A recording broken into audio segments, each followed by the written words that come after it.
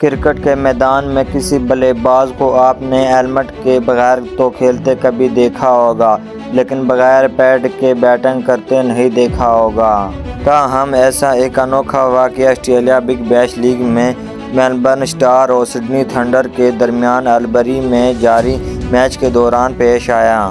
Melbourne star کی نمائندگی کرنے والے پاکستانی فاسٹ بولر حارث رؤف بغیر پیڈ پہنے بیٹنگ کرنے پہنچ گئے، جس پر وہ خود بھی شرمندہ ہوئے۔ یہ غیر معمولی صورتحال ایسے پیدا ہوئی کہ اننگ کا آخری اوور جب شروع ہوا تو 6 کھلاڑی آؤٹ تھے، لہٰذا حارث رؤف سمجھے کہ ان کی بیٹنگ کرنے کی نوبت نہیں آئے گی اور وہ بیٹنگ کے لیے تیار نہیں تھے۔ لیکن غیر معمولی طور پر لگاتار 3 وکٹیں گر جانے سے ایسی صورتحال پیدا ہوئی کہ حارث رؤف کو کریز پر جانا پڑا تھا۔